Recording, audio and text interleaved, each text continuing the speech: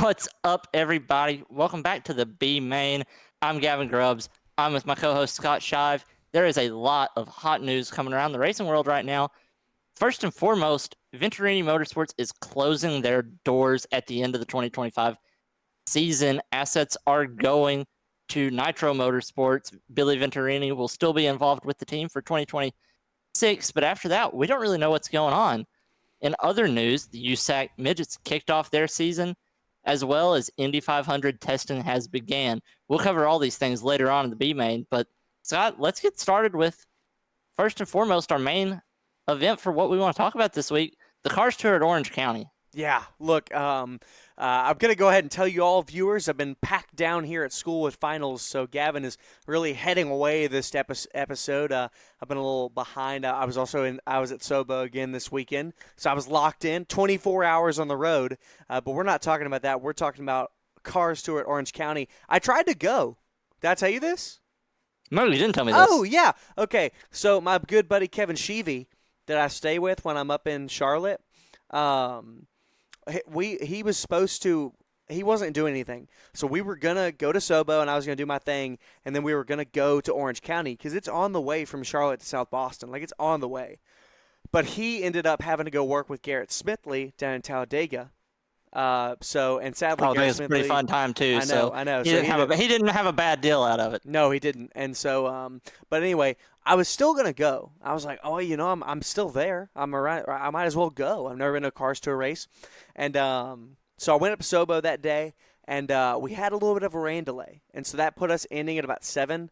Right when everything was starting, and I think they actually moved up their timeline because of rain. So by the time we got done, they were about to start late model stocks, and I was like, "Yeah, there's no way we're making it." And me and my producer, because he was going to come, and so sadly we did not get to go. I had even been texting Eric and was like, "Hey, I might be there, and I might be able to get into the booth, like sit in the back, just hang out." And he was like, "Dude, that'd be so awesome." And sadly, it didn't quite work out. But yeah, I almost went to Orange County, which I have heard it is a sick facility. I've heard they have a great facility. I've heard that there was a little bit of discourse about the track a few days before. Yeah, you actually told me about this the other night, and yeah, it sounds like there is a turbulent relationship between the Cars Tour and the track right now, to put it nicely. I'm going to put my hands up. And yeah, I'm just saying what I've seen on Twitter. Yeah. I'm just saying what has been in the rumor mill on social media. And already publicly stated, yes. Yeah. Yeah, I heard some things just about the track and the surface itself.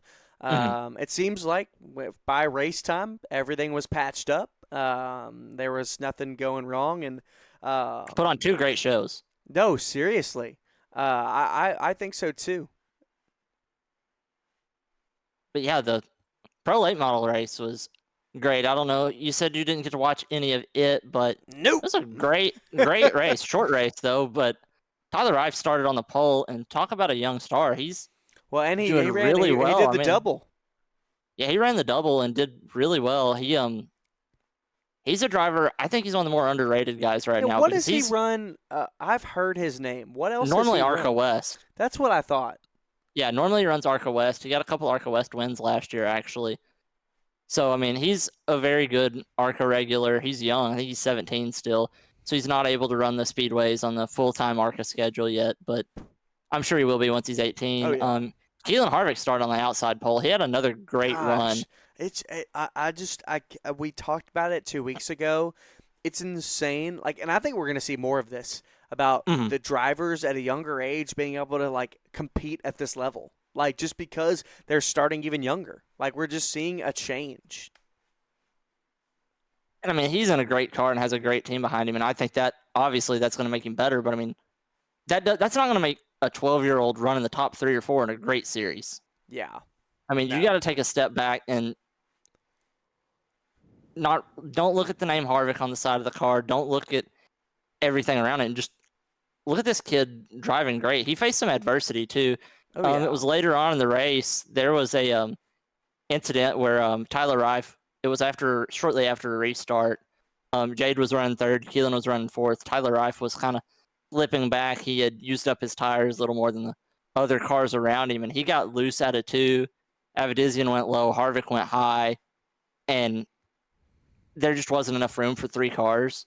Yeah. But I mean, you have 3 really young drivers. One of them is in her first season running asphalt. And she she's is popping off. Yeah, she's lighting it up. She's great. And like, I need to look up the pro standings, but keep talking. But so she was on the bottom, and it just wasn't enough room for 3 cars. Rife got loose, washed up into Harvick. Harvick had some damage, but Rife's car was junked. His day was over. And Keelan Harvick went to the pits, went back to the back of the field, and drove all the way back up to 7th in the last 30 or so laps of the race. And he had a tire rub. His car was smoking, under braking every time he went through the corner. I mean, it was a beat-up race car. He was absolutely wheeling it around that place on old tires on a beat-up surface. And I'm like, this kid's got talent. Yeah.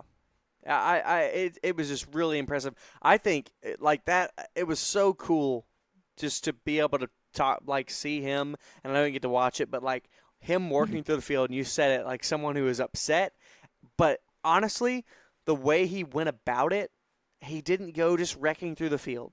Like he methodically worked through the field. And I mean, he was definitely aggressive, but he did not cause any problems at all. No.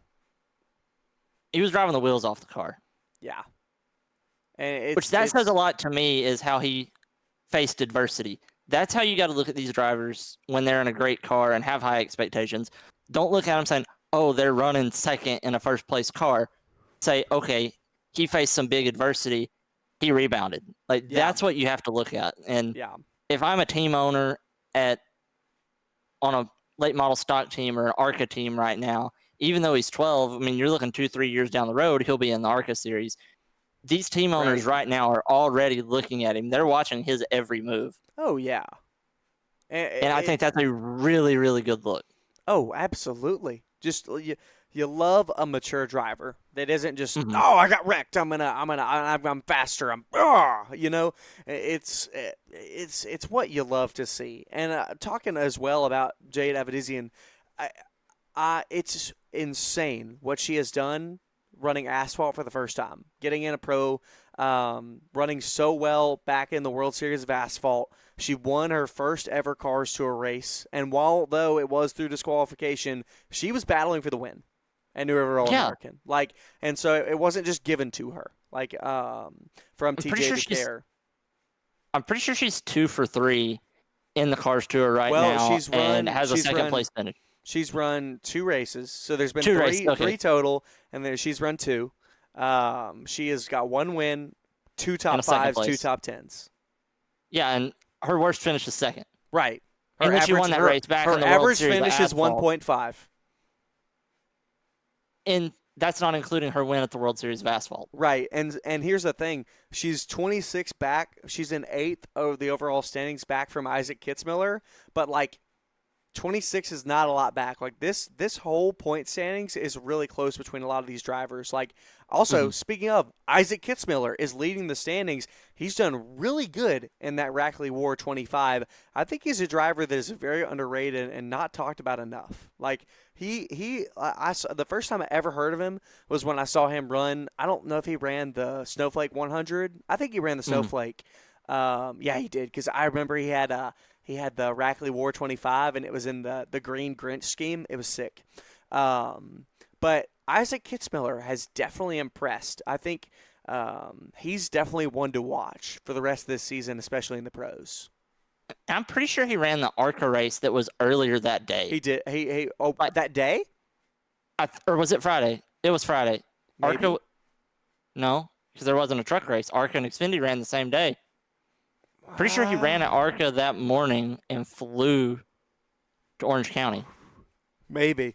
But he does run ARCA. Am I imagining that? I don't know, but he does run ARCA. I might be imagining, but I'm pretty sure he ran the ARCA race this weekend, too. You might be imagining it. I have no idea. I probably am.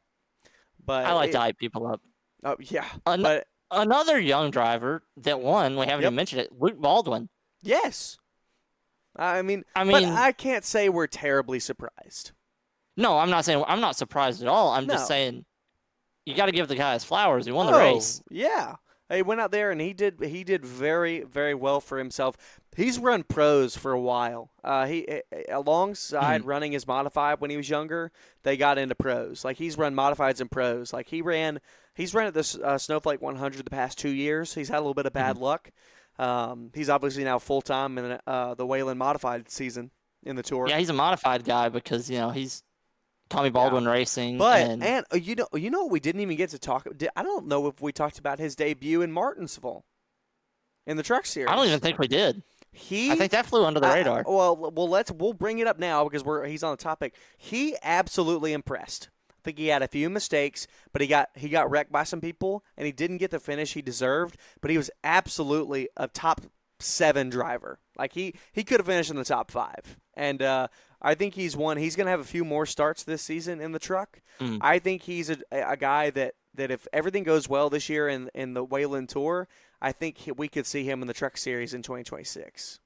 Yeah, he's really been impressive to me. I can't wait to see all these drivers move up because every time I think the future can't get brighter, it does. Yeah.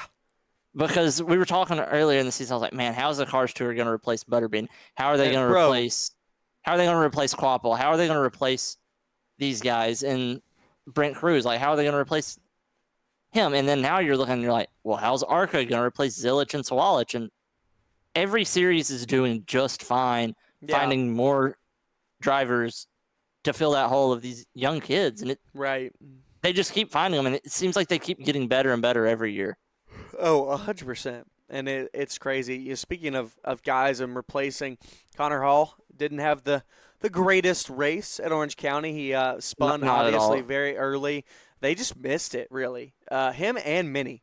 Luckily for Connor Hall, though, he continued Minnie on. might need a new car. That car might be totaled. Well, we're going to get there. Hold on. Bro's jumping the gun on me. But Hall finished 18th. So he's still the points leader right now. He lost a little bit to Cade Brown. And before I go on to Minnie, Cade Brown, goodness, he is impressing. I think since I saw him win the South Carolina 400 in, 2022, I think? I believe so. It was 2021 or 2022. No, maybe it was 23. Somewhere in there, he won. He's won the South Carolina 400 in the past couple of years. But he's run the Cars Tour. I think this is his second full-time season. And in 2023, I think he ran on and off. But he's run with 3 different teams. He's been hopping around a little bit, but I can't understand why. Because I think he is a very consistent driver. He has started in all 4 races. He's got 2 top 5s, and he's finished in the top 10 in all 4 races. And he goes out and finished second at Orange County. Like, where is he sitting in the standings right now? He's second, you have it up? Right behind Connor Hall. Second. He's less than 10 points behind Hall. Well, there's our answer of who's going to compete with Connor Hall. Well, he's one of them. But now he's one of them. Landon Lewis is also doing good. He's got 2 top 5s as well as 3 top 10s. So I think Landon Lewis, Cade Brown, maybe Ronnie Bassett Jr., he's sitting 4th, Minnie Tyrell, 4 biggest contenders to go and compete with Connor Hall. Now they're all doing great. They're all having great years. Minnie Tyrell was having an excellent year up until Orange County. He had some trouble in New River All-American, but there's a lot of season left. A lot of season left. And he still finished he finished right outside the top 10 New River All-American. But you saw it, him and Tate Fogelman got together. And I don't think they had a camera angle on the accident, but I never saw it. Tyrell's left front slammed the outside wall. I think they're going to need a whole new body on that car. Well, it's because the front clip would absolutely have to be replaced, but with the way he hit, you've got to wonder if it bent the chassis a little bit. And if you bend the chassis at all, it's junk. Yeah, there's no way he didn't. Like, looking at it, there's no way he didn't. It was a hard hit, and I don't know. I could think that maybe it was okay, but I think there could still be some underlying damage that you might foresee later in the future. So I think they probably have a backup car back at the shop. And so if that car isn't bent, they'll go into really taking it apart, maybe fixing it, or they'll just junk it and save everything they can. That suspension or like their rear clip is good, and so they can move all that, save extra parts and all that. But it really sucks because he finished, I think, 26th out of 30, and so Mhm. I don't know what he was running in the standings before. I want to think he was top 3, but he dropped down to 6th. And how about some drivers from the Truck Series having a great battle in the Cars Tour race? I mean, you had Yeah, Lane Riggs and Caden Honeycutt had a absolute battle.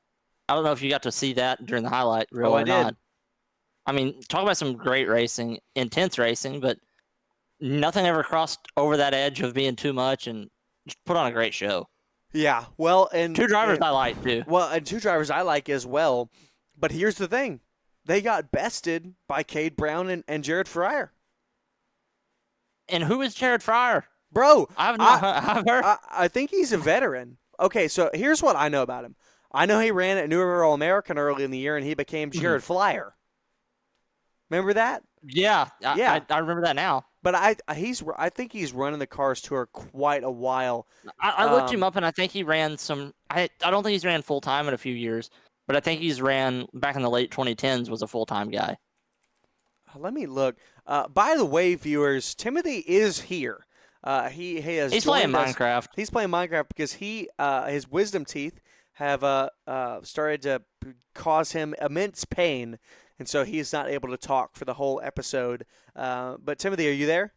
Yeah, I'm here. Do you know Jared Fryer? I do not. No. Okay, never mind. Go back to being quiet so you don't hurt your mouth. Timothy is going to get to talk to us about his weekend. Keep building your castle. At some point. Keep building your castle. We're going to get to it. But Timothy went 2 for 2 on the double weekend at Five Flags and Mobile International. So we're going to get his talk on that, which he won at Mobile, but the race at Five Flags is what we're really going to talk about because that was dope. Okay. Yeah, what a move. Have you ever heard of this, Gavin, this website called The Third Turn? No, I have not. Okay, so Is it like racing reference for late models, basically? It's racing reference for anything. So you're gonna have to send this to me. Well, as an announcer now, it's fairly accurate, but it has like everyone you could find, pretty much. I'll send it to you later. I couldn't find Jared Fryer on it, but is it just asphalt or is there dirt on there? Well, there's everything. There's everything. Okay. But I don't know who runs it or whatever, but like it's fairly accurate. And I've started to use it as a broadcaster. When we don't know guys, I'll start to look them up, see who's out there. But yeah, I don't know much about Jared Fryer, but bro went out put on a show. Qualified top 5 and worked his way through the top 5 and then went on, dominated the race. Bro, he handled a great field. He did. No, How about seriously. a shout out to Chase Burrow? Yes, our boy. Our boy Chase Burrow. He's top 10. I feel so bad for the start of his season. He's faced a lot of adversity at the start of this season. They missed the show at the season opener. They chose not to go to Cordeal. Yeah. They've had a bad run, and this is the rebound they needed. He was running second at one point, spent most of the race in the top 5, but late in the race, I think his tires started to fail him. Well, because Orange County might be one of the most insane cheese grater tracks in the world. I mean, it looks vicious. Like, it's crazy. Like, I love a wearing track, and I love it. But like of wearing tracks that exist in terms of the short track world, that might be one of the most in terms of wear rate that you're going to get on a tire. And looks like a 1910s plywood track. No, seriously. And that's the kind of surface you need on this F45 Star. Because I actually got to talk to this weekend at South Boston. I got to talk to our tire guy. He was kind of talking to me about some stuff with tires. And I kind of agree with him. I didn't really think about this, but he just gave me some insight. They obviously are running the F45 Star now, which is a harder tire. But I learned that when they were trying out the ST tires last year, the ST was a synthetic rubber. The F45 Star is true rubber, and so that's why they were able to make it harder. But with the with the ST tire, they were able to make it softer because of that synthetic rubber. And his name is Mike. I don't remember his last name, but he was a hilarious character. I work with so many fun people. But he was like, the ST tire, that's the tire of the future. But Hoosier gave up on it too quick because of all the complaints. Now, there was inconsistency in the tire in terms of they were still figuring a lot out, but they were going to work out those kinks. And I hope that Hoosier is still working on it because I agree. I think a wearing tire is important because, yes, the F45 Star will wear at tracks like Orange County, but that's because the surface is just like the most abrasive. Like that is the most abrasive it gets. But when it comes to the CarStory schedule, there aren't too many of those on the schedule. Like I would say there's maybe 6 that are like truly going to chew tires. And so you're going to have to manage it. But besides that, you're going to go out and you're going to run, 125 qualifying laps. Maybe you're going to run a 10th, maybe 2/10 off qualifying. But if you do even that, like you're not having to run half a second off the pace or like something like that to really manage. And I don't know. I'm a person. I'm a driver. Like I love when I do when I race. I love managing tires because there will be guys that will go out there and absolutely use it up, and I'd be like, great, they're coming back, and we'll get towards the end of the race, and I'm flying by cars. Like that's one thing. Like, go ahead. No, I was done. Okay, I was saying that's one thing I wish iRacing would get a little bit better is some of these harder tire compounds on these series that don't wear out the tires very much. Is even on iRacing, you can kill a tire that's not supposed to be able to. You're not supposed to be able to kill I like that. tire. I like and it. It kills it. But I like it.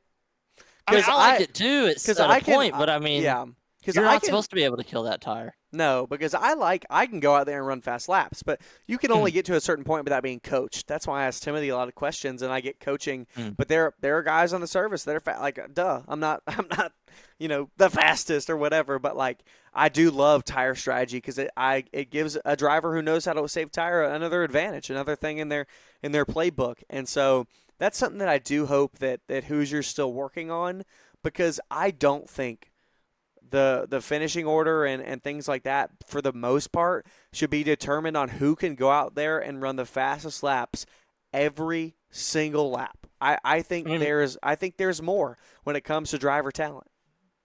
Yeah, and speaking of surviving a race, there were a lot of drivers that did not survive this race. Yeah. I mean, there was one wreck that Doug Barnes, Lanny Bice, talk about 2 drivers who cannot put together a good finish right now. No. Carson Lofton, Landon S. Huffman, all in the same wreck. Yeah.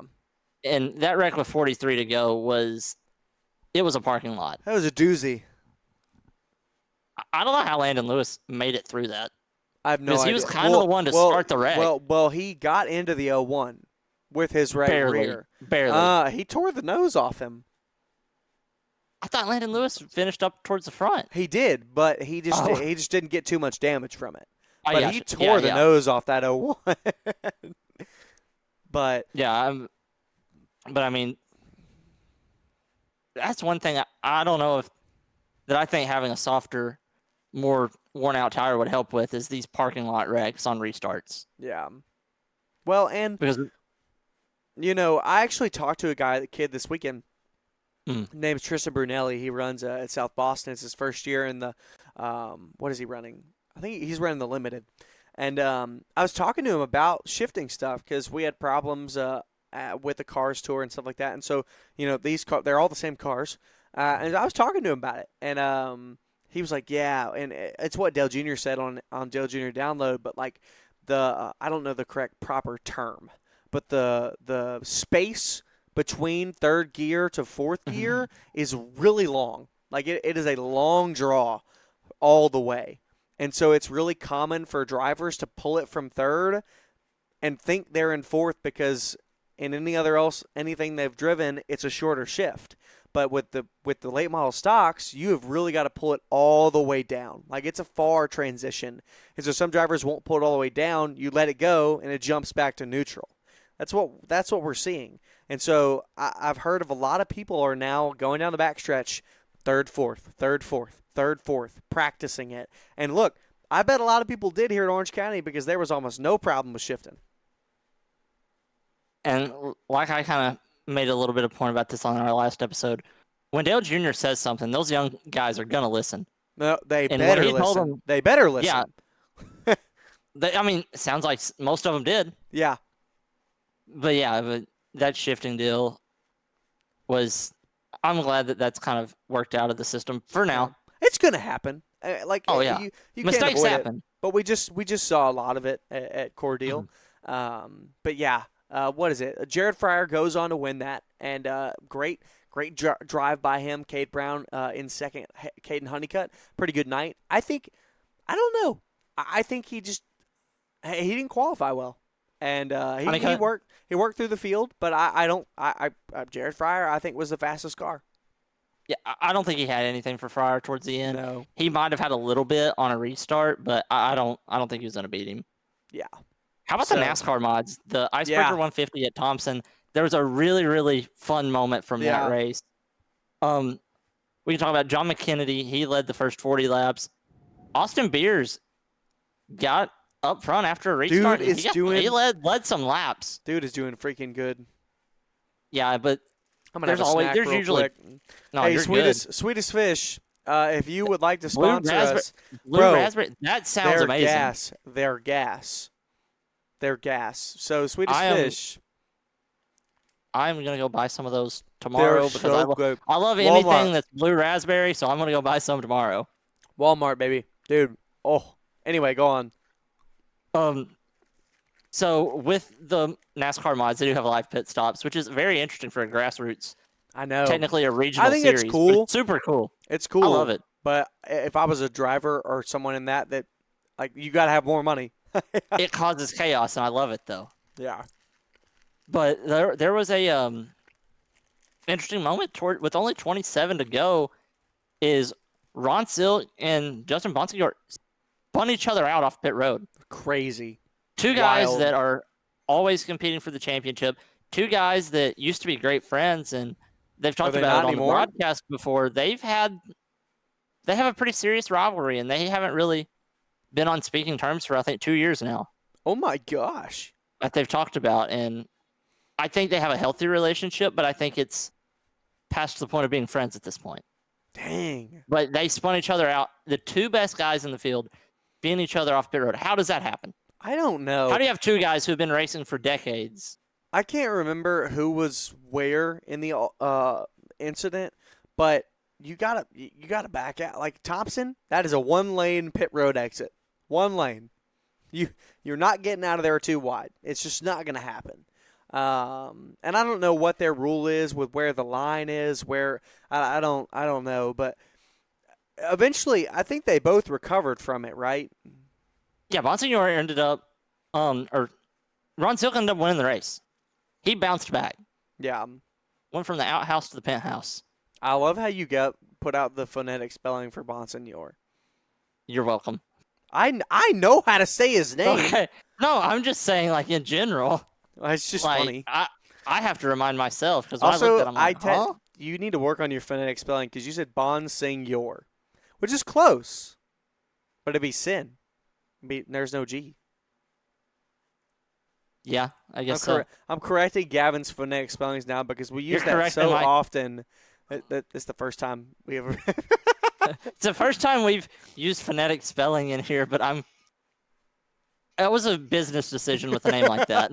Dude, I also will say, viewers, I've been lacking on my notes the past little bit. Gavin kills the notes. By the way, viewers, we don't just go on here and we do have some sort of something. Gavin fills out the notes. Like if there's ever something that me or Timothy don't watch, we could pretty much figure it out from his notes. We have in 2 weeks of racing, we have 6 pages on our Google Doc. Oh, 6 pages of notes for 2 weeks of racing, guys. That's crazy. But yeah, Gavin does the homework.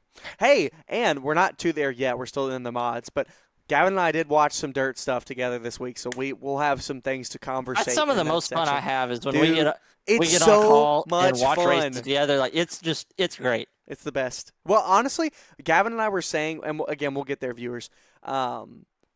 Here's the thing. We want to do an episode sometime where obviously we can't put flow on YouTube. We copyright. But what we're gonna do is I think sometime we're gonna put our setups like our faces like this, and if you're on Spotify, our voices, and we're gonna watch a race and let y'all know what's going on. But do what we do when we watch a race. Because I was talking to Gavin, we did it on Monday. It was a Lucas Oil. Yeah, it was Monday. Lucas Oil late models we watched from Port Royal, and then we watched the USAC Midget night 2 from Kokomo. We get into such good conversations that we would also have on the podcast. So we're going to do that sometime this summer.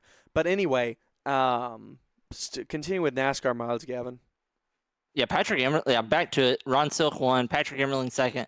Tommy Catalano third. Our boy Austin Beers got fourth. So been a great race for. How about this 2-week stretch for our three B main guests? I know. I mean, let's give ourselves a little pat on the back here, guys. Hey, that's what I'm saying. But Chase Dowling rounded out the top 5.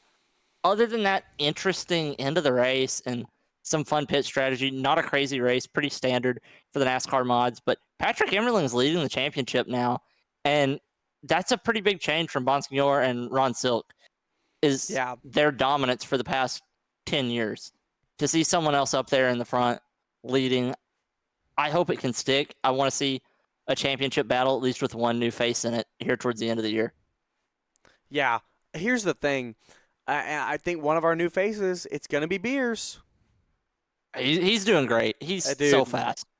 It's impressive. It's such a young guy. Like he's my age, and he's going out there and just killing it.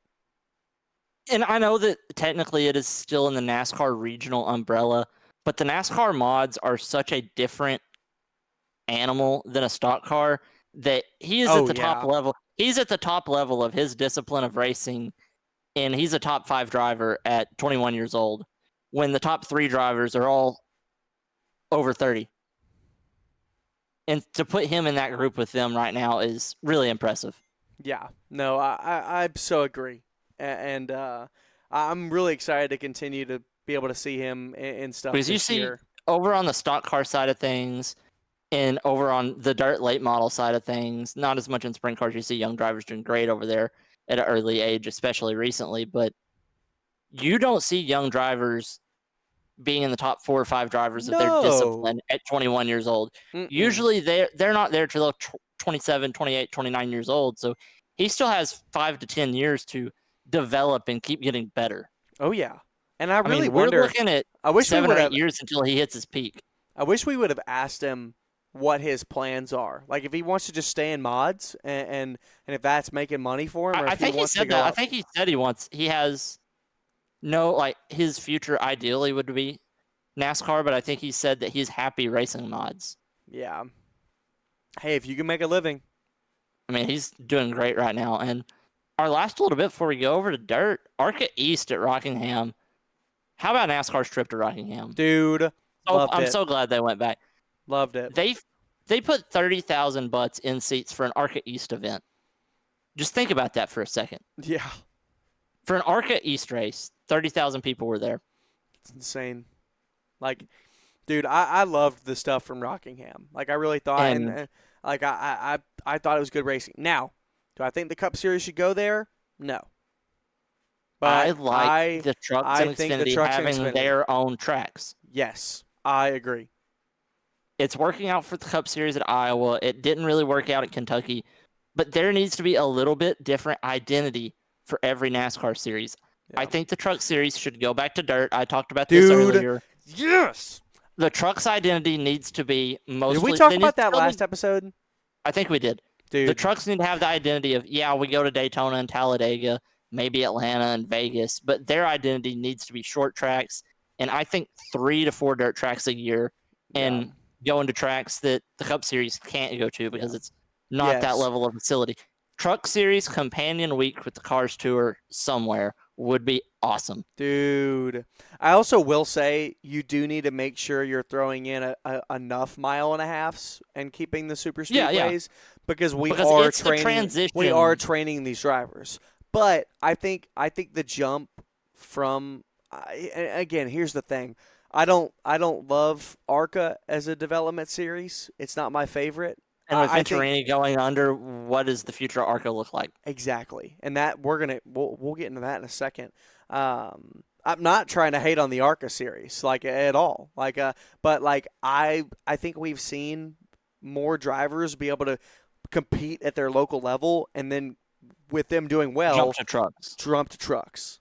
And That's where I want to see trucks, like we said, maybe do a little bit of dirt just to have some dirt. I think dirt is Mhm. cool in the NASCAR world. Like we've lost it now out of the Cup Series schedule, which I like the one. I don't Bristol dirt was okay. That's a whole other topic. But anyway, the trucks did run dirt, and I thought it was always cool. I remember when I was just getting into NASCAR, I only watched the Cup Series. But I think I Mhm. remember when the trucks was on. I think my dad and I turned it on a few times. But I think I remember probably one of the last truck races that was at dirt, and I thought it was so cool.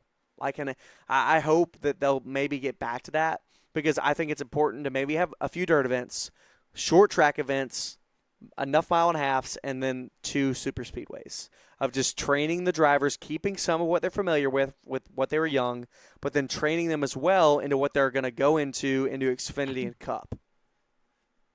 I think keep the Truck Series schedule, make it a longer schedule, because with these 3 and 4 week gaps in the schedule, that's the problem. I understand you're wanting to save budget with these teams, so instead of sending them on the road to Pocono or Kansas with the Cup Series, send them to South Boston, send them Right. to Dude, Florence, send them to Cordele, send them to Five Flags. Trucks at South Boston would go crazy. And at Five Like- Flags, oh my gosh. Like, That'd send be them to so these awesome. tracks on the East Coast, close to NASCAR's home. Yes. So A, you're not breaking the bank. B, it's the short track truck that you already have built, so you can run that same truck over and over and over. Right. You're getting these drivers you're getting the trucks their own identity. You're building a brand for the Truck Series that's unique, and you're still not completely breaking the bank. Yeah. No, I fully agree. But yeah. back to ARCA East at Dude, Rockingham. Honestly, Brent Cruz yeah. waxed the field. Yeah. And Bro stole that's to my be 81. expected. Bro stole my 81. I don't The like these guys did pulling out fine. the 81 again. No, It's been it's been a hidden number. It's been a hidden number. It's my thing. the 2 rookies, or I say rookies, 2 series debuts did well. Eloy Lopez did great. He ran I third have in that no Rev car. idea who that is. He's part of the diversity program. He's been running for Rev. I think I'm not sure where all he's ran, but I think he's ran some international NASCAR stuff, and I think he's ran a few pro late model races scattered around the Southeast. But he got in his debut with Rev and did great. Lanny Bice wasn't as fast. I'm not going to say she had a great showing, P8, but she did what she was supposed to do. Yeah. I mean, I would give Eloy's race a A+, and I would give Lanny's a C+. Yeah. Like, it was fine. She did fine. Yeah. But, yeah, Brent Cruz dominated. Jake Finch backed into the wall right at the start of the race. I hate that for him. Timmy Hill wrecked on lap 44, and that's Saw fun that. to see fun to see somebody like Timmy Hill go down to the ARCA East and run well, though. Like, it's fun Yeah. to see those guys who are in an underfunded team in a high I series. thought you were going to say it's fun to see him crash, and I was like, where is No, this not going? at all. I was No, like, no, where is he- this he- going? Ran well for the 44 laps he was in. I mean, he cut a tire. Yeah. That had nothing to do with his talent is why he wrecked. It's fun to see those guys that are underfunded at a high level go down and show, hey, we do have talent and we belong in Yeah. NASCAR. Yeah. And I really liked that from him. Yeah. Is there anything else you want to say? Or yeah, before we go into dirt, Timothy, can you give us Oh, go ahead. Timothy, can you give us a short rundown of how your weekend went before we hop into dirt? I know your mouth is in some pain right now, so you can keep it short and sweet if you need to. Well, I mean, the short story behind it was, it was a great weekend.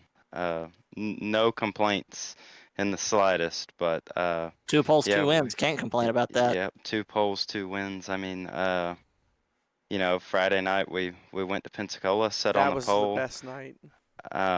I had to start in 6th because I won the last race. That's a rule that they have there. Okay. But yeah, it was a great race. I mean, if you haven't watched it yet, I would definitely recommend going and watching it. I got to watch the ending on your Facebook page. Yeah, I don't think I got the lead until I think it was 2 to go. 2 to go. Yeah. Wasn't it turn 3 with 2 to go, I think?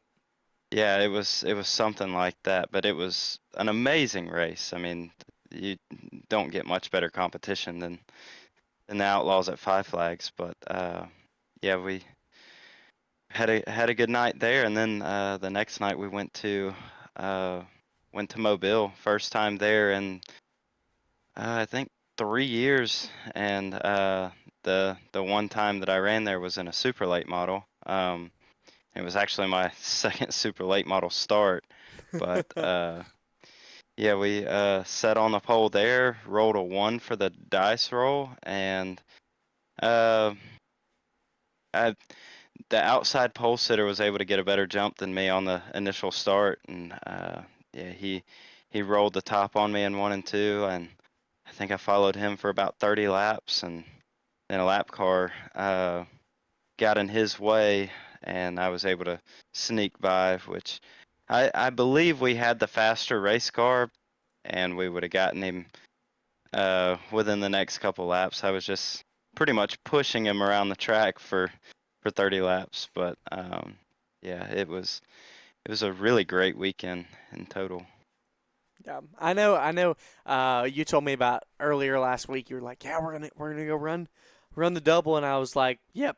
It's so exciting, and I'll get to ask you about some stuff later. But I always get to love seeing Timothy have a good weekend because I'll gas him up all the time, and he's like, "You better stop," and I'm like, "But I know." The kind of talent that Timothy has. Whenever we race, I ask Timothy, "Hey, what are you doing right now? What are you working on? Bottom, top?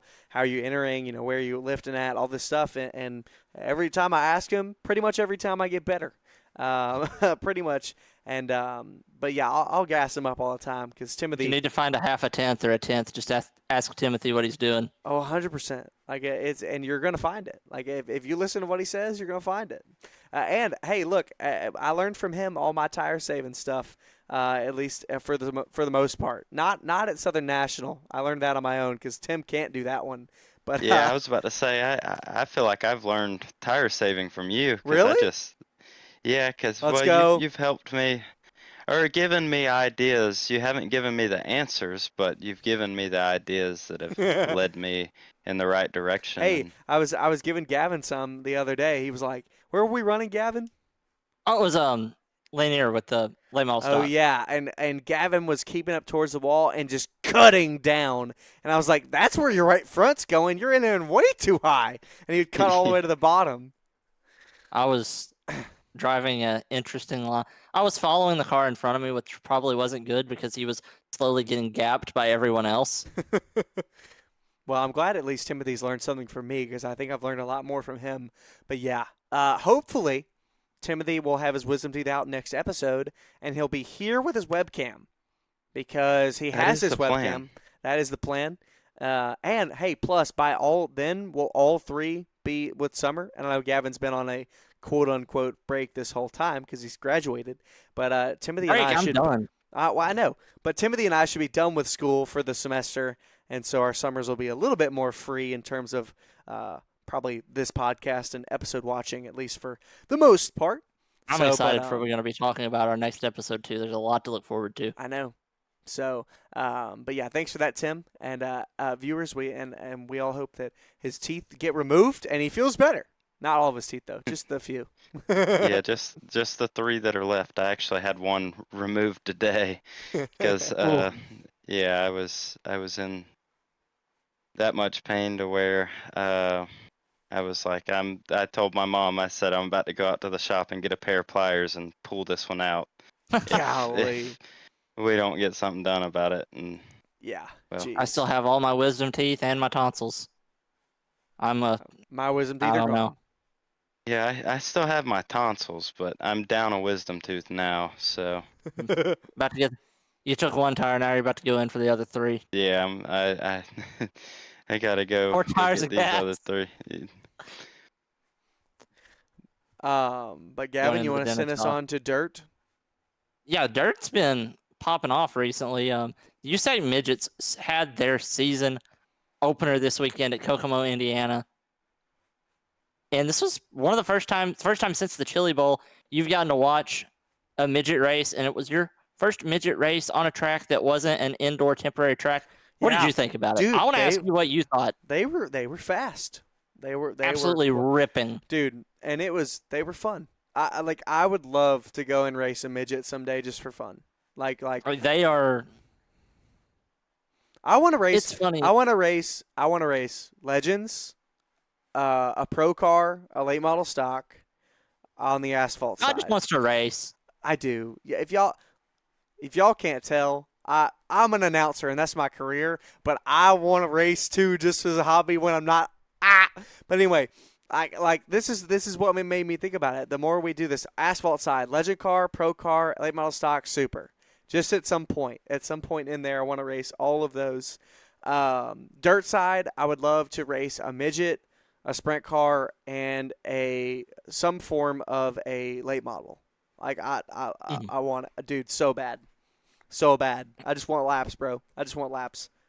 But one driver I have been hyping up this year, and they have just not been living up to it, and I am so glad they finally had a good weekend. Dason Pursley got two podiums, both second-place finishes, back in a car that he's comfortable in. Do you think this is going to lead to a spark with him in the winged sprint car? Give him confidence. Or do you think it's so different that it's not going to do a whole lot? Confident. I think he needed a spark. Finishing well in any series is going to give you some confidence. He needed a spark. Reminding himself that, hey, I can do this. Like, I'm not, like, you know. He's leading the points in a series. He's not even running full time right now. Just crazy. Which I know it's only been 2 races in an opening weekend. It's just, I like pointing that out. Yeah. But the season opener was great. Cannon McIntosh qualified on the pole. Logan Seavey second. Our Kevin picks Thomas did not Jr. go well on that. Yeah, it wasn't great. This is night one, by the way. Did I pick Seavey or who did I pick? I can't remember who you picked, but this is night 2 is which one we watched. So this is night 1 I'm talking about right now. Okay. But no, it was a fun race. There's a caution early. Jacob Denny, a guy with only 3 career wins leading up to this in a USAC Midget, got his 4th USAC career win. He's got a handful of wins over on the Extreme Outlaw Midget side, which is an almost identical series, just with a few less cars. But there was an interesting moment late in the race where Jacob Denny had a huge lead and was slicing through the field, and he fed a lap car right rear. Dude. And it was kind of an ugly hit. I don't think it was a dirty move because he was running the middle. Yeah. Both cars went for the middle. It wasn't like he tried to throw a stupid slider on a lapper. The car he right reared. Hayden Reinbold wrecked, but no, Jacob Denny went on to win. He won on the green-white checkered. But he fed Reinbold the right rear. Reinbold deals into the wall, ends his night 2 laps early, but he ended up winning the race. McIntosh and Pursley rounded out the podium, so you had an extremely young podium. Yeah. No, I was impressed by Denny. Logan Seavey, who is one of the best drivers in a midget, I think one of the best drivers in the world in any discipline of car, finished P11. He had an abysmal opening night. Rebounded night 2. He got a bronze 3rd place finish on the podium. But night 2 was the one we watched, and it was a great show. I think you picked Pursley, and I picked McIntosh to win. I think so. Yeah. But Justin Grant went on to win. Justin Grant just worked his way through the field and left everybody. Yeah. Well, and Denny had a great night there, too. Yeah, Denny was fast. What, he finished P2? I believe so. Yeah, Denny was P2, Seavey was P3 on night number 2. Yeah. Cannon McIntosh my pick. I think he had a top 10. But Emerson Axum, who I interviewed a few weeks ago at I-55, he ran night number 2 after running a sprint car earlier in the weekend. He went up to back up to Indiana near his home, hopped in a KKM car, who is the top team in midgets, and goes out and has a good run. Yeah. And it's just fun to see him anytime he's in a midget, anytime he's in a KKM car. He's a fun driver. And I'm about to talk about asphalt racing on our dirt section, but it's going to make sense. The USAC Silver Crowns have their asphalt. He's got in his notes, in parentheses, asphalt in dirt section, 4 question marks. That's so freaking funny. I didn't really know what to put for the Silver Crowns because it was an asphalt race. But I think it would stay. Yeah, that's. I think I made the right call here. You know, maybe if we ever have that, we should end asphalt series with USAC asphalt. Silver Crowns. Yeah. Just to But make if the it's transition easier. if it's dirt, start it in the dirt section.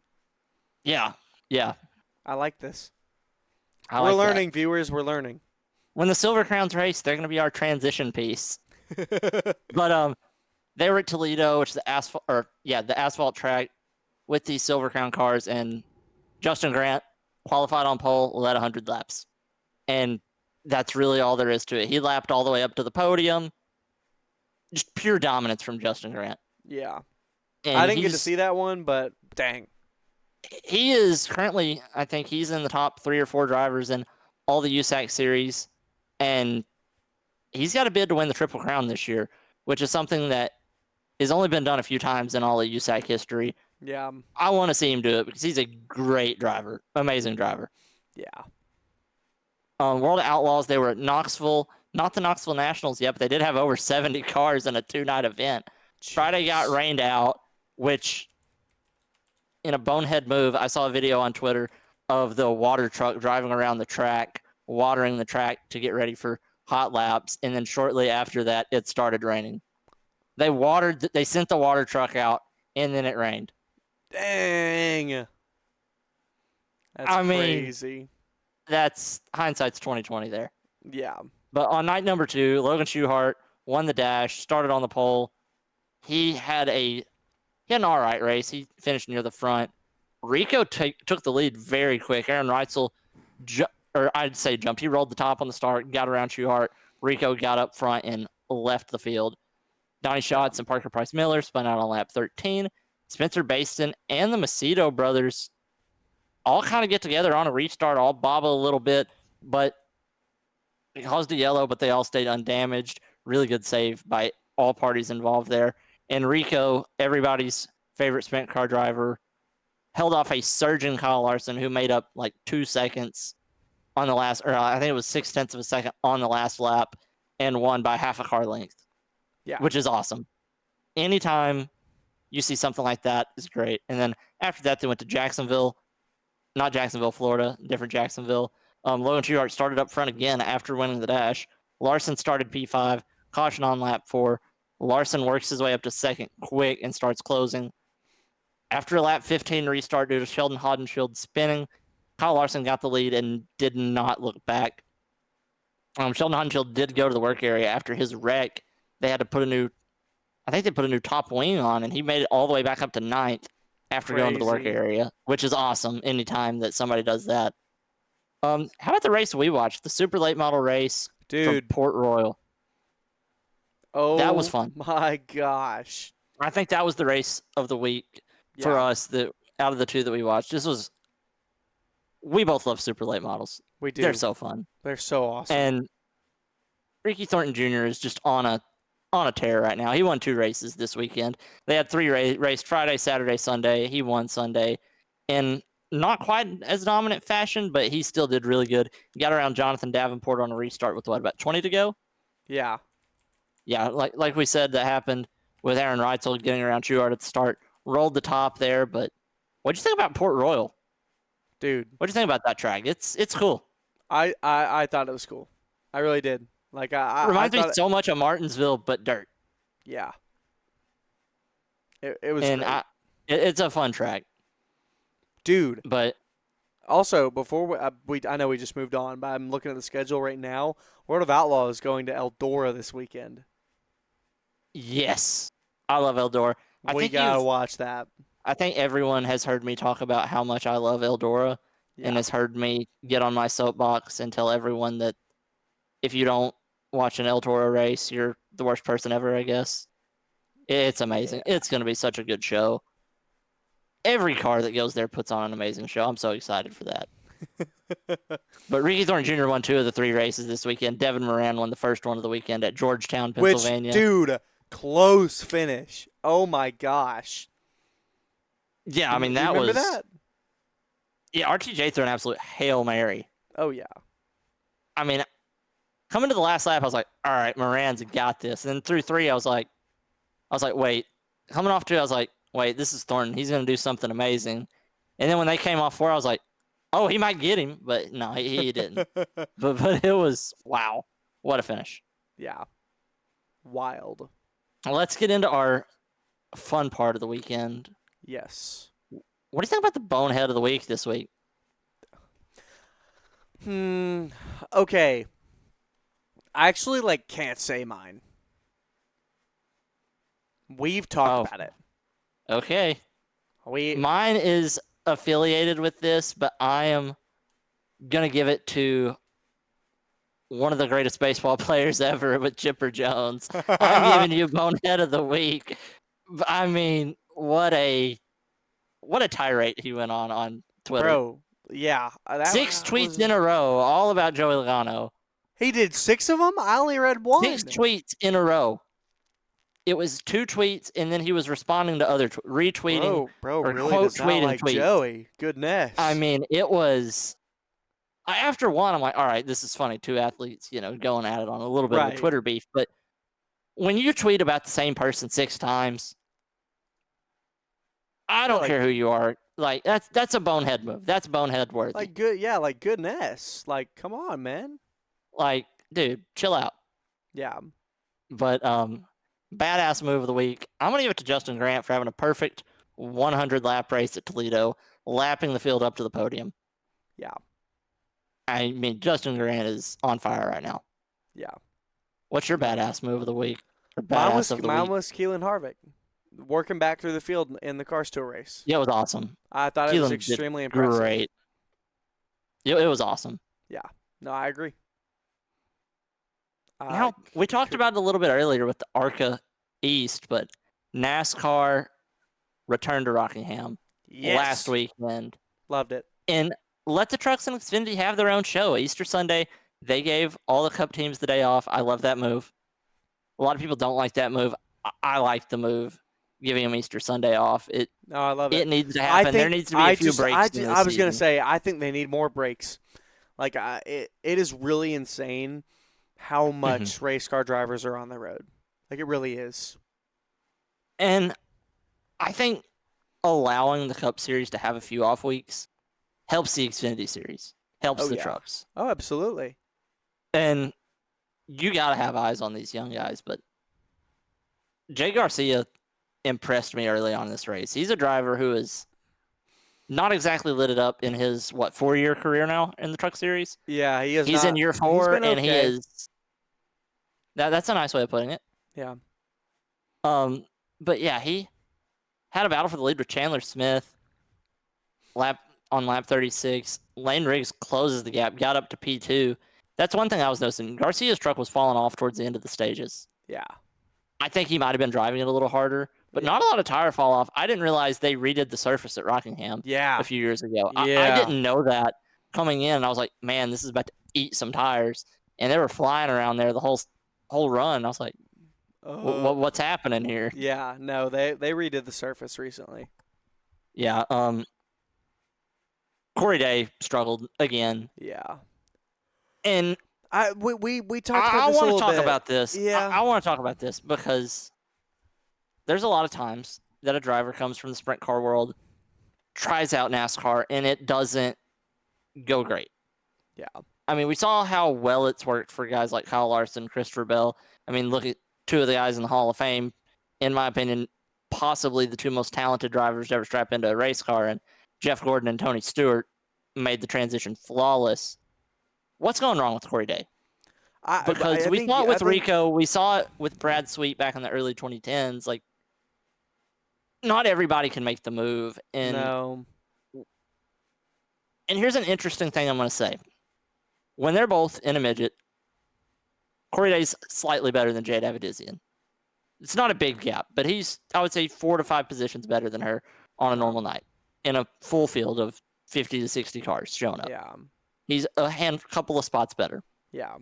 When they get on asphalt, she's making the transition so much better than he is. And here's the thing. I think part of the problem, and I think you said this, I think he's doing too many things at one time, and he's not full-time in anything. He is he is not.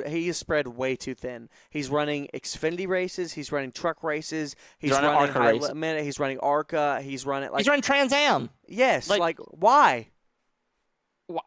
If your goal is to be a NASCAR driver, and you have an immense talent in a sprint car, and you don't have that road course racing background, and I understand you want to get road course experience on your off weeks, why is Corey Day running a Trans Am car? What is he learning? I don't know. I just Like, think what's the goal here with Corey Day? Like, why? I feel like Chevy and Hendrick right now are kind of setting him up to fail. I think so too. And he can't focus on one car. Why is he The running truck- Xfinity? Like what? Just get him out of Xfinity. He's not ready. He's not ready. In the ARCA car and the truck drive nothing alike. Right. So ARCA and A late Xfinity model out. doesn't. ARCA and A Xfinity late out. model doesn't drive. I at all don't. like. I don't know why you wouldn't do what they're doing with Evadizian at Donnie Wilson Motorsports and putting him in a pro car. Like you're going. Look, she ran. They both ran midgets, right? And Corey Day, Yeah, both ran midgets. He's ran sprints, and Evadizian never did that. Dominated in a sprint car. I mean, he was Right. one of the top So 3 or 4 drivers in high let's limit say- last year. So let's say he's a little more experienced when it comes to advancing in dirt, but they've still jumped him. Like I would say, take him to Cars Tour or take him to ASA. Try him in super late models. Like get him like, I think that's the thing. It might be that Chevy doesn't have quite enough. What is it? Existence in super late models or the asphalt short track world. But like, but look at I Rackley. just- They're running Chevys with Keelan Harvick. exactly. I think like, well, how old is Day? What is he? 18. He's 18. Corey Day's 18. Jade Right. is 18. I think they are from jumped him they both way too raced fast. They raced midgets at the same time at the same local tracks. They They grew up they in the have jumped same Day town. way too fast. They are the same age, Yeah, and she has. and she's running Well, pros. she's won a pros, midget well, hold on. championship. Well, She's- but she's running pros at Cars Tour. All the while, same age, same story, same whole thing. He's running She's not racing Xfinity dirt right truck, now. Trans Am, ARCA, all of it, and it's And too still much. running a sprint car. Yeah, it's too much. It's too much. Why? I don't. I honestly have no idea If I what, was what their Day, goal is. If I don't know what Day's thoughts are, but and you can always go back to sprint cars. Like he's great in sprint cars. That's not going to just go He's away. an amazing sprint car driver. But I don't know if here's the thing about the difference in asphalt and dirt. In asphalt, you can go up to World of Outlaws, which it doesn't quote unquote take that much to advance. So you got to be amazing. You got to be good. Yeah. To make money, but you can make money doing that. And I don't know if you love dirt and you're so good on dirt, go make money doing dirt. But if Day is in the situation where he wants to do NASCAR, like that's his whole goal, then I don't know if he needs to step in and say this is too much for we need to start somewhere. This is not working. Like we need to start lower. Like I think that he should be in a pro car right now, or a late model stock, one of the two. I mean, this is. Maybe late model stocks, because the pro car he might like. I think he understands a loose race car. I think late model Put him in a stocks pro would car. be perfect for him. Either way, Let's either take way. a step back and look at what Toyota's doing with Jade Evadizian. Everything amazing. is going perfect with them. She came off an 8-win midget season, winning the Extreme Outlaw Championship. Okay, and her teammate at the time was Cannon McIntosh. He has won only multi-time champion in Extreme Outlaw. They're a very, very young series. And he's the all-time wins leader of that series, passing her. At one point, she was the all-time wins leader in a national midget series and a champion. Goes in, is humble. They put her in a pro late model. And I'm not saying Corey Day's not humble. I'm just saying put her in a pro late model. She was ready to learn. She eased into it at the end of last year and has been doing great this year. Yeah. Corey Day, it almost feels like Kyle Larson said, okay, I got in a truck and was as fast as Kyle Busch in my first race ever. Here, go race Xfinity trucks and just go win everything. And take a step back. Look at how Rico advanced. Rico had a whole season in K&N West, at the time ARCA West now, then ran part-time in National ARCA and part-time trucks and then full-time trucks. Yeah. And that's what we got to do with Corey Day. We got to step back and remind ourselves that he's an 18-year-old kid. I don't think Right. he's a bad driver at No, all. that's not what we're trying to say in the I slightest. mean, he's great, but 100%. I look at what Chevy's doing with it. I am confused. I am as well. I just think I'm borderline angry. It makes me mad. It makes me mad because It's career sabotage, in my it is. opinion. Well, and here's the thing. There's a reason that you go through the series. There's a reason that you go through development, and I think the reason that we've seen in the past some drivers that do dirt to go to asphalt make it swimmingly. They're fine. But I think we've seen some and a decent margin of them struggle because I think people that are signing these drivers don't understand the transition point. They don't understand, okay, he's competing or he or she is competing at this level in dirt. So I need to put him at here in asphalt. And they don't know what that line is of saying where if they're at this stage, where do they need to transition that it is seamless to where it's not, we're not going up to too high of competition, but we're not going too low. Look at Alex Bowman when he tried to run dirt. It didn't work out for him going from asphalt to a 410 sprint. You have to ease yourself into it. And I think if you're going from Cup or Xfinity, you can't hop straight into you got to hop into a 360 or a wingless sprint or a midget before you hop into a 410. Midget, then maybe 360 sprint. 360 sprint. And then if you're going from the World of Outlaws or high limit at the top level, you need to go to ARCA or Cars Tour. Yeah. And if you're maybe in trucks, a USAC, maybe trucks, yeah. And if you're a part-time, like if you're I think, a midget honestly, guy or a wingless guy, I think cut out ARCA. yeah, ARCA doesn't help. That's my opinion. ARCA's not helping anybody. And if you're in a midget or a wingless sprint, go to a pro. Yeah. And I don't get it. You're really the only person I've talked to about this, and I'm interested to see. I want to talk to some other people about it. Timothy, what do you think, if you're still here, about the transition from dirt to asphalt, and what do you think of our analysis here on Corey Day's struggles? Well, I really don't know too much about the dirt world, you know, as far as where or what's comparable to what, but I can say an asphalt car is very different than a dirt car. And I do know that much. How different are all these asphalt cars he's racing? Like, can you see how this would hurt his development? Yeah, absolutely. I mean, Okay. It's not just. It takes a special kind of person to be able to run that many different types of cars and do good. I mean, there's absolutely people out there who can do it, but they're few and far between. Yeah, and it might just be too early. It might get to the point to where he can do it. But I mean, like, you know, it's a very different world. I know people personally who have went from dirt to asphalt, and they really struggle.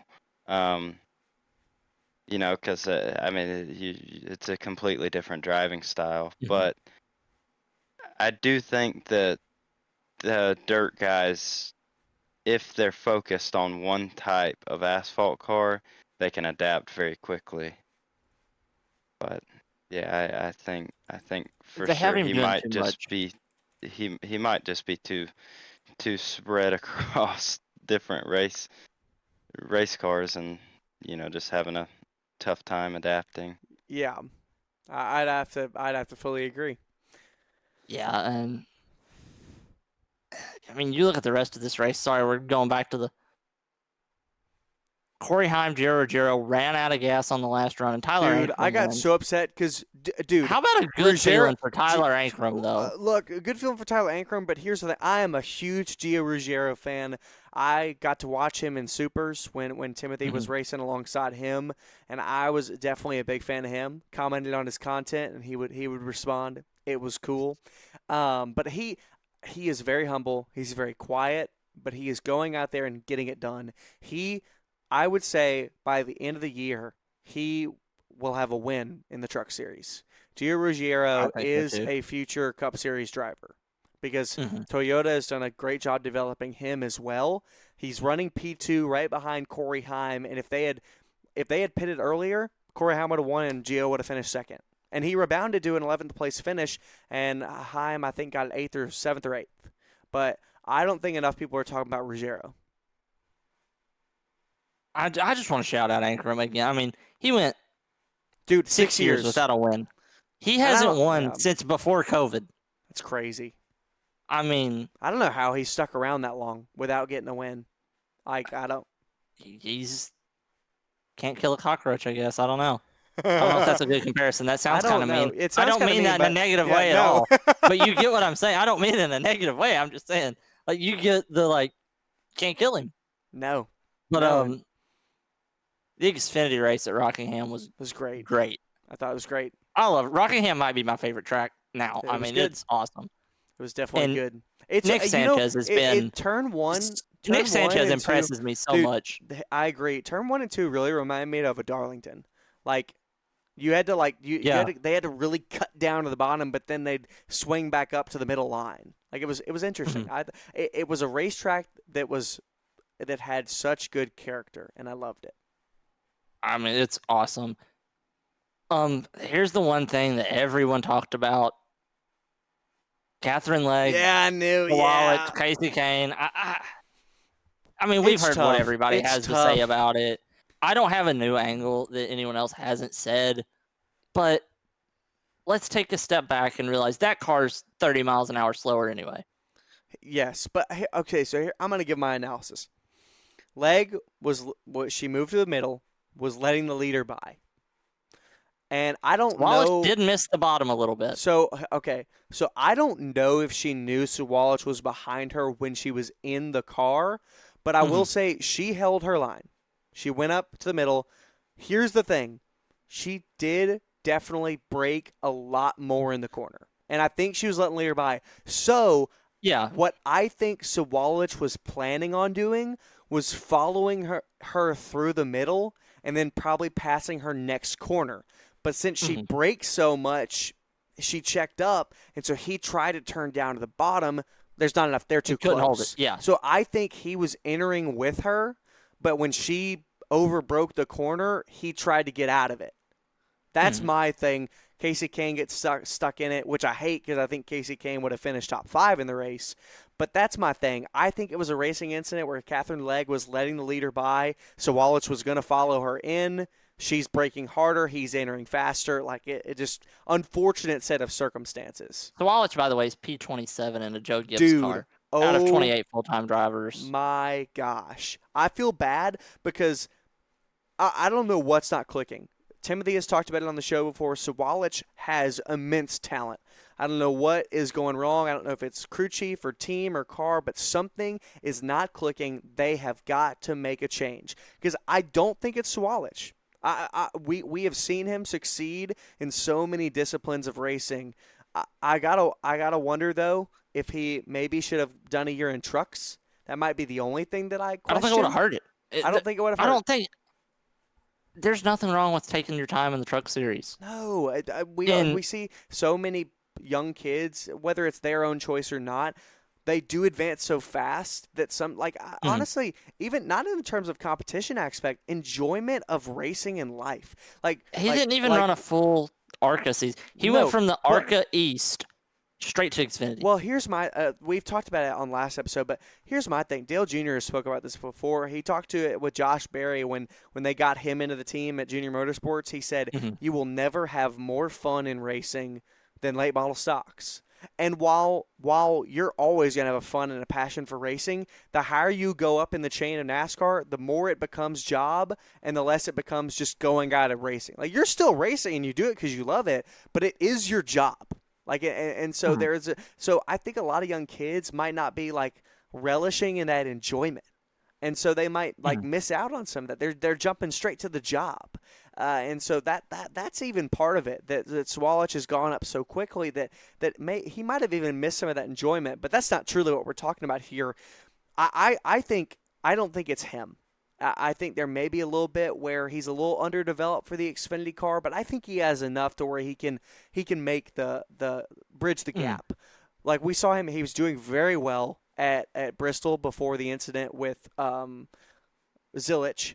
He was doing really well somewhere else before that, and he was doing decent at Talladega. It's Talladega, gets wrecked. But yeah, he has had an abysmal is even not even a good word, start to the year of 2025. He needs a track like Michigan, his where crew it's going to chief get spread out. His crew chief and the whole team said they're not even thinking about points right now. They are literally just focused on getting Sawalich comfortable. And this is a thing where I think Sawalich's confidence is probably at an all-time low right now. And that's another thing is, I was talking about Keelan Harvick back at the start of the show, and how teams view drivers when faced with adversity. What adversity have we seen Sawalich faced with? None. That's my thing. Like, what? This is the first time. And it's just so interesting for me right now is how he's going to respond. Like I said, we're entering the summer. To me, post-Easter break, it's the summer of racing now. Well, yeah, I was going to say we're halfway through the regular season, or getting close to. From now until the end of the regular season, that is the summer stretch. Yeah. And to see how Sawalich does this summer is going to say a lot about the rest of his career. Yeah. Yeah, I don't know. I think it's good for us to keep watching, but I just don't know. Daniel Dye had a pretty solid race. Yeah, dude, Daniel Dye has impressed. I think and I think he's doing better in Xfinity than he did in trucks. This is and that's what I was gonna say. I think he's outperforming Christian Eckes right now. I have no idea what his past was. I don't know what he ran before trucks. I have no idea. But he ran trucks for at least 2 years, and he was decent. He scored some top 10s, top 5s. I don't think he ever won. Impressed. He never won. He never impressed. He was just there. I don't know if he maybe kind of brought some money into his ride at Colleague, most likely. And that's not bad. That's something you got to do. If you're going to make it, you got to bring some money. We know that now. But he has impressed, and I've got to wonder if that was some of his development, especially from trucks, of just getting into NASCAR. Again, I don't know his past. I don't know if he ran late models or what his whole deal was, but that's one thing. He ran 2 years in trucks. He did decent, but I think he matured in trucks, and now that he's in Xfinity, he's becoming more competitive. Colleague, they are excellent in Xfinity. They're not so great in Cup. They're still building their program, but they have a good car in Xfinity. AJ Allmendinger. I forget they even have a Cup team sometimes. Dude, me too. Not with AJ though. I love AJ. AJ's been doing great. But anyway, Daniel Dye has impressed, and I like him. And hey, he finally got a freaking haircut. I think he might be the most underrated Xfinity driver. He is right not now? I'm gonna say he's not the best rookie, but he is the most impressive rookie. I think a lot Maybe of people Nick didn't Sanchez. have high. I think you could compare Nick Sanchez him. is also. I think you could compare Daniel Dye to what Haley Deegan did from trucks to Xfinity to some extent. They ran. A lot of people didn't expect him to make the jump, and when he did, they were like, I don't know how this is going to go, but he's doing great. Because you look at Daniel Dye and you look at the trucks he ran around in trucks for the last 2 years, it was Jake Garcia, Haley Deegan, and Tanner Gray were kind of the lower end of the fast trucks. And Matt Crafton, now towards the end of his career, you can throw him in there as well. Yeah. And they kind of ran around each other a lot.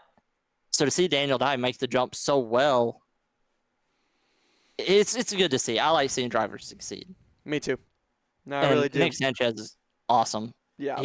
I've been shouting him out all season. He's doing better in that car than Parker Kligerman did in that car. And Parker Kligerman had, an immense amount of experience before he opted into that car. Well, Talladega, Lawless Allen won the ARCA race. Thad Moffitt 2, Isabella Robusto 3. There was overtime, but the yellow was thrown before the entire field even crossed the start-finish line. Yeah.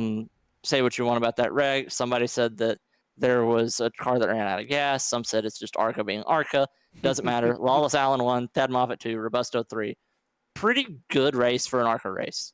Yeah. I want to get to this the end of the Xfinity race. Yeah, Jesse Love and Austin Hill won the stages, mostly uneventful, and then late in the race, it got crazy. Yeah.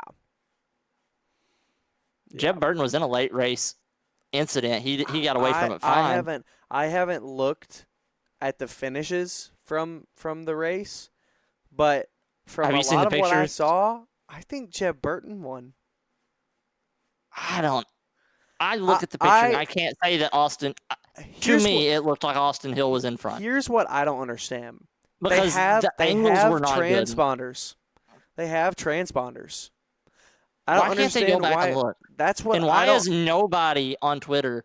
How has there not been some engineer or crew guy with a SMT account? That's what I'm saying. Get on his burner account and post a tweet. Well, and that's what I'm saying. Like we get the nobody said what's going on. We have a lot of that data that we have for the Cup cars in terms of SMT in Trucks and Xfinity now. Like that. Yeah. That like, and also here's the thing: a transponder is a GPS locator of the car on track, and every track has marks and scoring loops, and so you can. I believe, and I'm not 100% on this. This is just me, but. Mm-hmm. I believe that you can see where that car is on track. Usually, so I don't understand why they can't see. Right. I don't understand because here's the thing. Have you ever seen on the Cup Series when they do the ghost car of someone else's thing? I don't understand why you can't pull that up for the transponders of the Xfinity Series and see who is in front. I don't. Why did we go to these crappy pictures? And why has nobody said anything? I fully agree. The silence is deafening. I agree. I couldn't believe I didn't see. Have you seen how emotional? And have you seen how emotional Jeb was after the race? Absolutely. Here's the thing: their team. Look, the Anderson team. I like Jeb Burton. I love Jeb Burton. And here's the thing: they're a decent team, but you work at Sobo. You have to love the Burtons. Oh, absolutely. I can't wait. I hope he comes back and runs this year. I'm so excited. I want to talk to him, but. They're a little bit of an underfunded team, and you got to wonder if they ran, maybe one less car, if they could put that to the two others or whatever. But they don't get too many opportunities to win, and I think Jeb is a decent driver for the Xfinity Series. But when a win is in reach, it is more for teams like that, and I think that's why you saw Jeb like that because he knew that. You never know how many opportunities you have to win, especially in a team like that and something like that. It's just like they're not going out and competing for wins every week, and so you never know when somebody's going to end a career, and you never know when your last win is. You never know when your last opportunity to get a win is. And look at Jimmy Johnson's fall off. Right, exactly. So you just never know, and I don't want to say this about you, but Jeb Burton is getting older. And so yeah, I mean he's not older yet, but he's getting there. Yeah, right. And so you just never know when the last moment is the last moment. Yeah. So yeah, I don't know. And then we've got the Cup race. A lot of my fraternity brothers were there on a thing I couldn't go, but they had a lot of fun. I have thoughts on this race. Go ahead. Not a big thought, but. Okay. I don't understand why the Hendrick cars on the outside, Bowman and nobody made a move at the end. Why didn't they were lined up? It was Bowman and oh my gosh, Byron lined up second and third row. Why didn't they pull to the outside and leave Priest hanging? Or you had the two front row cars with Carson Hocevar behind him. You have three drivers in a row who don't have a win with Ricky Stenhouse directly behind him. How do the four of them not go? Why didn't everyone stay in line? Like everyone stayed in line, and it just, I don't know. And everybody's complaining. Nobody could make runs. That's why nobody pulled out of line. Well, you look at the end of the stage. Look at the move William Byron got. I think it was the end of stage 2 to go from the back to the front in a straightaway. Right. Look at Bubba Wallace on the last lap of one of the stage. I think of stage 2. No, it was the end of the race. Go from 20th to 10th in a lap. Yeah. You can't tell me these cars couldn't make a run. Right. Nobody wanted to make a run. Yeah. But I don't know. And it also kind of put a bad taste in my mouth. I saw Elton Sawyer go on NASCAR radio today and say, what do you want us to fix? We had 67 lead changes. It's Talladega. And Jeff Gluck had 29% approval of this race. Was this it's race a good race? It's the first time. I don't know how long Jeff Gluck has been in those polls. You might know the year, but it's the first time ever that 4 races in a row have gotten below 51%. Yeah, and then to be the president of, I think, competition of NASCAR, to get on a national radio show and look at that poll. I know he looks at that poll. Oh, There's no way he 100%. doesn't. Jeff Gluck's I think Jeff Gluck's one of the 2 most respected media members in NASCAR. yeah. And you say, what do you want us to fix? There was 67 lead changes. Yeah, there were 67 lead changes because they got 4 wide for 20 laps and we're just holding it at a third throttle. Right, it's Talladega. Like you're gonna get upwards of 50 lead changes every race, no matter what. Like it, and no matter what you're gonna do at Talladega, and I know that this is a complicated, slippery slope. Other than the Daytona 500, why are super speedway races 500 or 400 miles? Like if you're gonna ride around the first 300 anyway.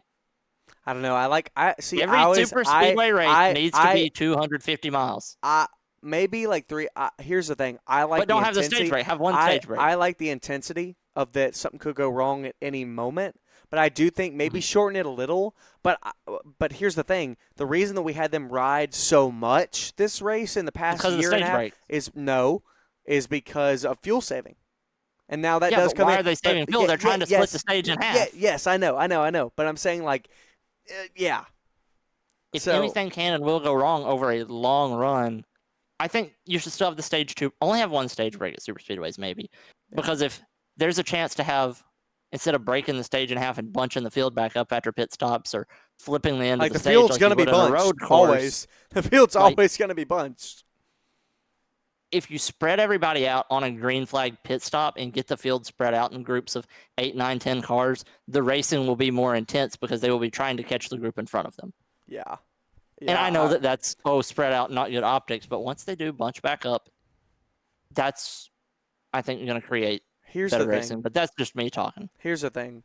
NASCAR has got to continue to evolve.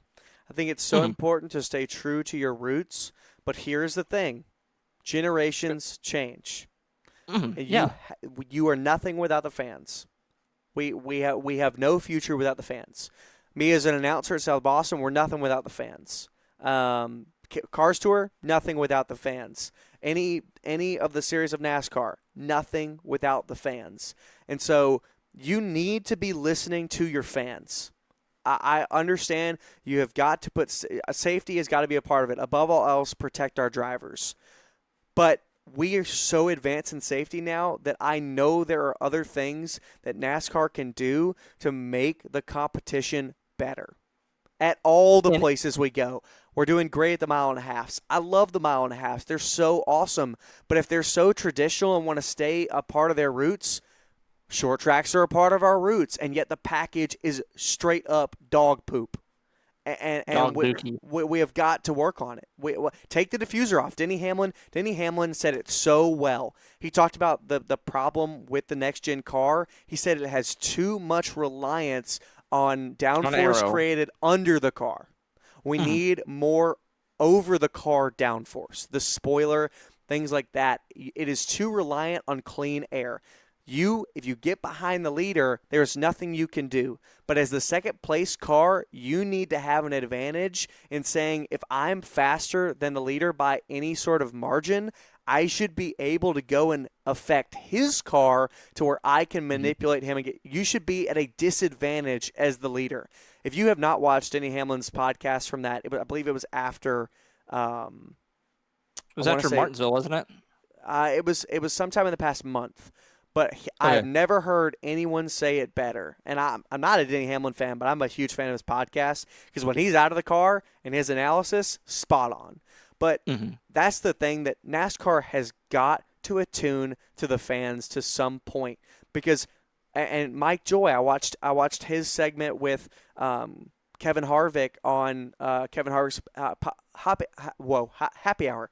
And he was talking about, another thing about NASCAR is that, have you noticed that, we had the big boom in the early 2000s of NASCAR. It was at its peak. When we had Talladega Nights, you had Talladega Nights and Cars came out the same summer. Well, and here's the thing. Two of the top box office movies of the same summer were NASCAR movies. Think about the sponsors in the series at that time.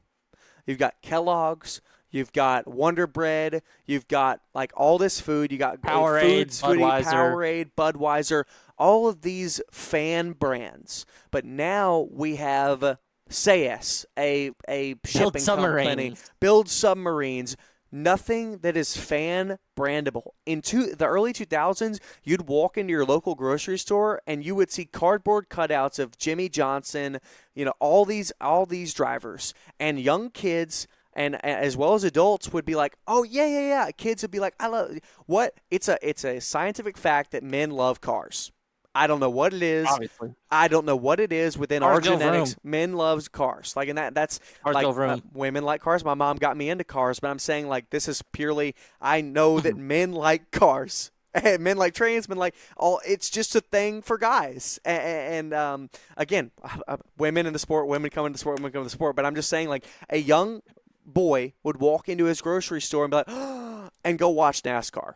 But now we've got all these brands that are Mobil 1, like great brands, but your kid isn't walking into the auto store. And even if he is, like there's no cutout. Like NASCAR has got to bring back fan brandable sponsors. I'd say one of the only ones left is Busch Beer.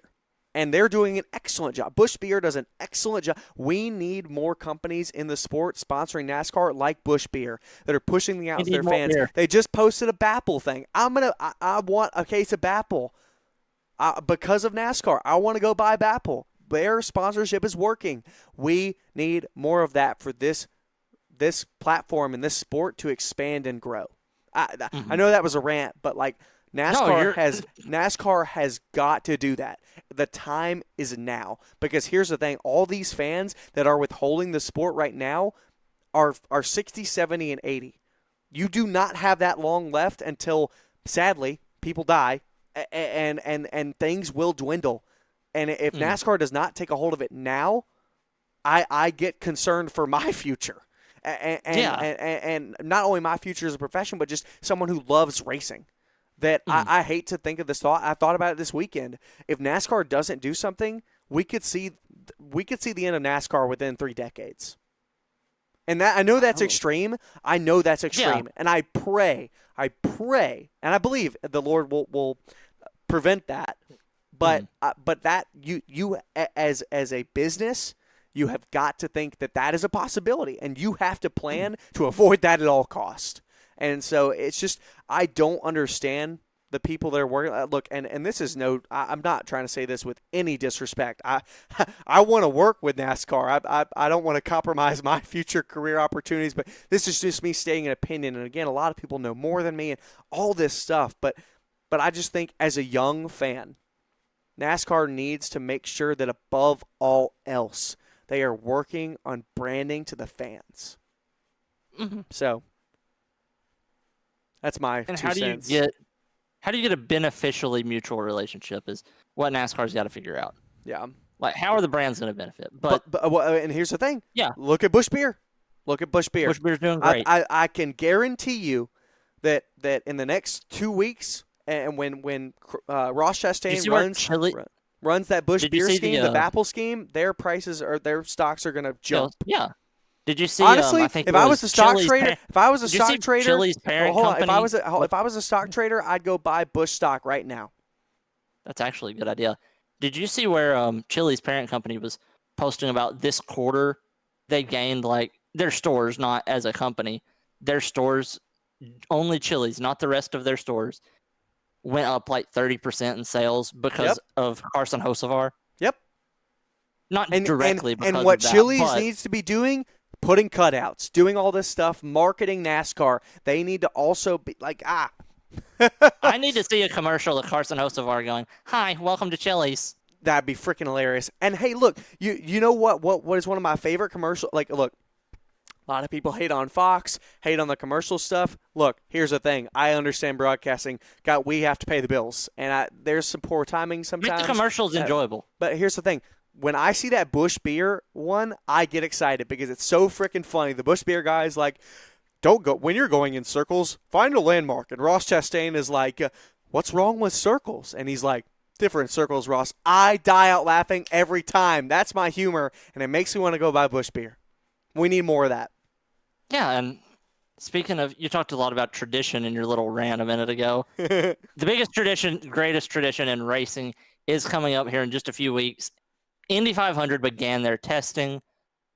Some drivers showed a lot of speed. Kyle Larson actually was in the top 10 on speed. He did have a wreck in one of the testing sessions. Yeah. But do you have anything you want to talk about the Indy 500 before it's coming up, or just a quick little? I want to do a little. Do you have bit more any looking. drivers you're looking at? Well, you can't not look at Joseph Newgarden. Could be the Obviously. third driver of all time in Indy 500 history to win 3 in a row. I hope he does. I love Joseph Newgarden. I do too. I do as well. One of the Penske boys. I want to look before our next episode. I want to look at the entry list and all these people that are going at it. But you got to look at Pato O'Ward, of course. Look at Larson running the P2 bubble. last year.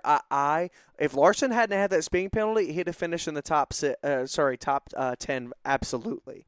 And so I really want him to go out there. I think he could finish P5. But we'll come back to that in 2 weeks because I want to do a little bit more digging.